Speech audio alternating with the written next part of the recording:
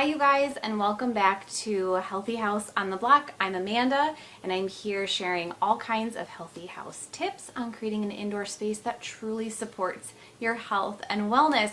And this week we are going to talk about how your home can truly support your body and your overall wellness, the health of how your organs are working. We're going to talk about the big ways that an unhealthy house can actually really negatively impact your body. And a lot of times I like to really focus on the positive, but I do think that it's very important to understand exactly what is going on when we're bombarding our body with these toxins and how it's negatively impacting our wellness. So that's what we're going to talk about today, and I'm going to also at the end invite you to my live training. I am so excited. You've never done a live training before, but we're going to do a live class on creating an indoor space that supports your health and wellness. It's going to be full of tips and ideas that you can hopefully bring into your own home. We're going to talk about the 3 really big mindset shifts you need to make before you start creating a grandiose plan to reduce toxins.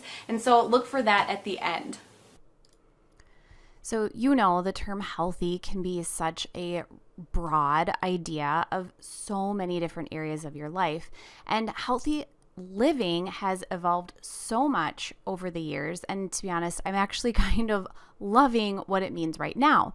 But I also think that healthy living has a different meaning to each and every one of us. So for some of us, it might be a 6 a.m. run that makes us feel alive for the rest of the day.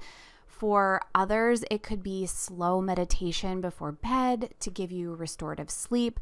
But for all of us, we know that reducing toxins wherever we can is something that can dramatically impact the way that we want to be healthy. So as we've learned about toxins in our home over the years, we know that the products that we bring into our home, combined with the materials that are already there, can have a huge impact on the way that we feel and how our body functions. It's why I do what I do. And because most of us haven't grown up with education on what toxins are doing to our bodies, many of us didn't get this information until we had to seek it out for ourselves.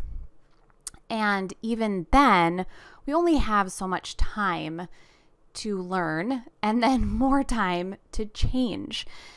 What you need is a plan, because you can easily check boxes off of a to-do list once it's there. The battle is coming up with the changes to make and knowing what to do. Like I said, most of us can execute a plan perfectly when given the exact steps to take.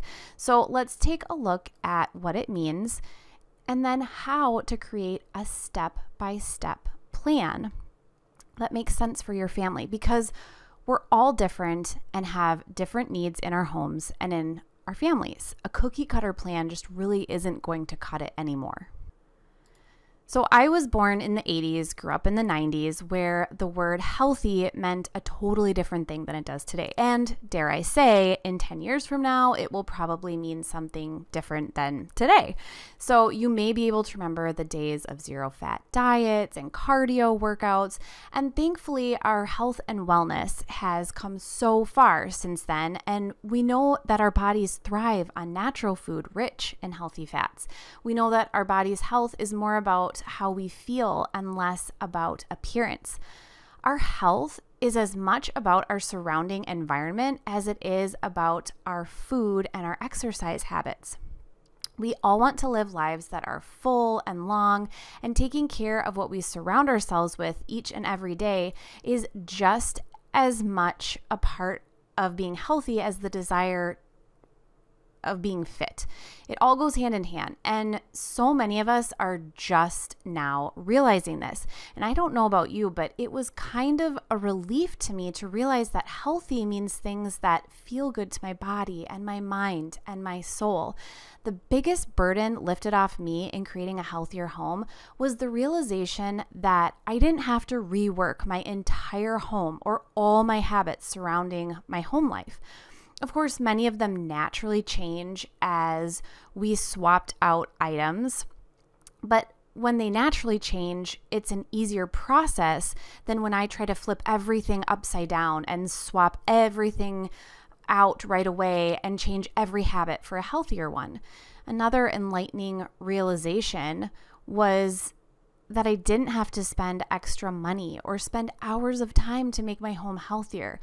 I realized it was just about making plans and sticking to them, because that's where the real progress is. So, does it feel like we've all kind of started cutting toxins out of our home now? I know for me, I started becoming aware of these problems very slowly. And in the beginning, this was the case because there wasn't enough information out there. If you wanted to find information about how toxins were affecting your body, it was like a full-time job. And of course, so many of us didn't know that we needed to find this information. It was really only sought out after maybe an illness.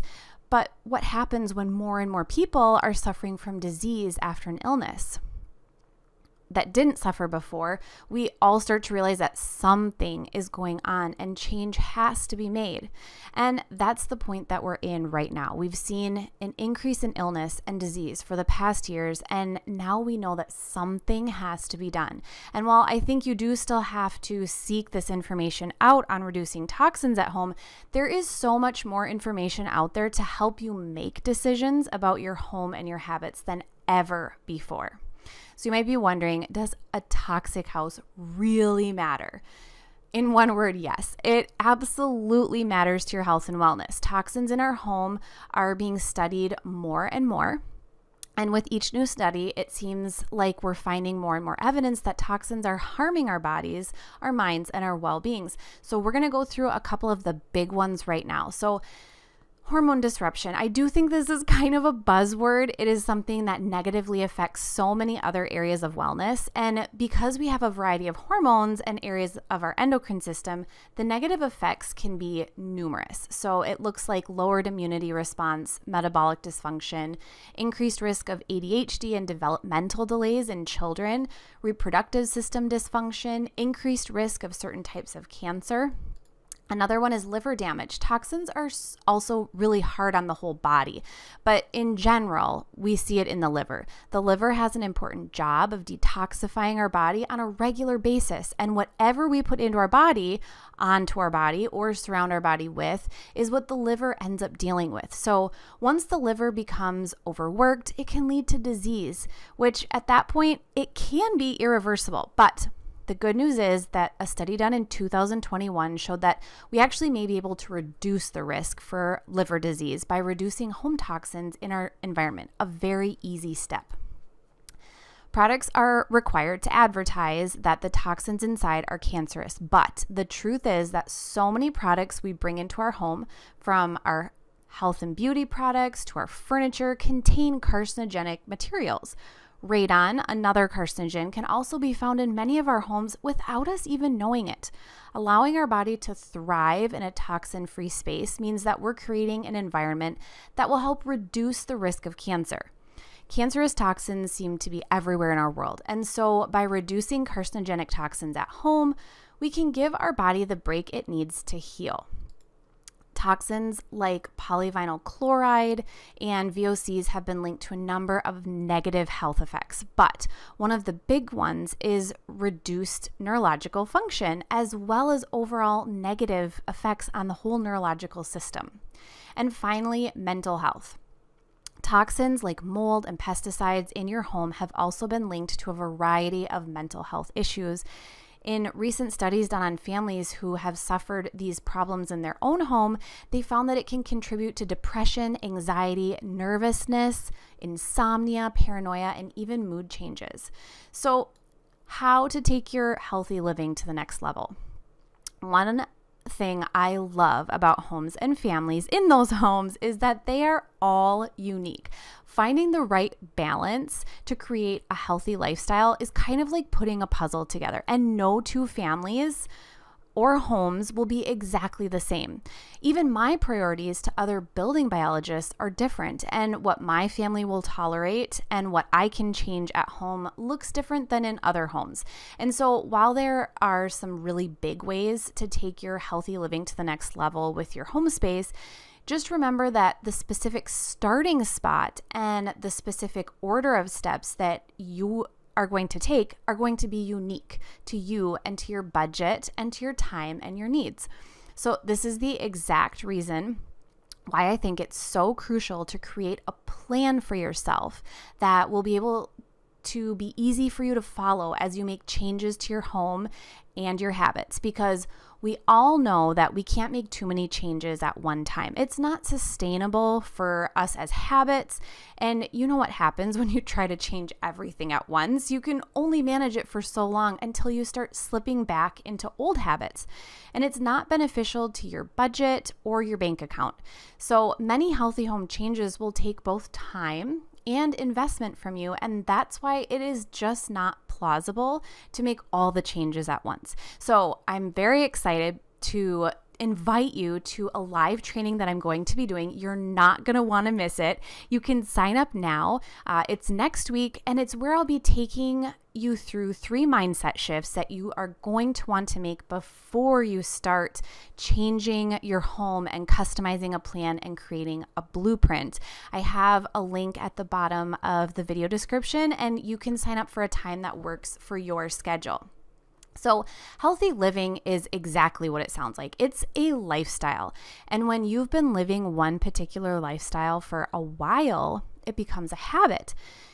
And I have to be honest, habits can be hard to change. I mean, we are human after all. But the good news is that when you take healthy living and turn it into a positive habit and second nature, it becomes harder to stop doing those healthy things for your home and space. Habits work both ways. For us, when they're good habits we've started, and also sometimes when we need to ditch the bad habits. But with effort, I know that you'll be able to do it. So as always, I am just so thankful that you're here. I'm so thankful to have you a part of the Healthy House community. I'm so excited for this push to create healthy spaces for our families.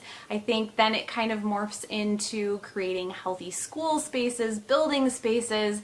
It snowballs from our homes where it starts. And so, like I said, I am so excited to invite you to my live class that's going to be next week. There's a link at the bottom of the video description where you can sign up. There's 3 different times.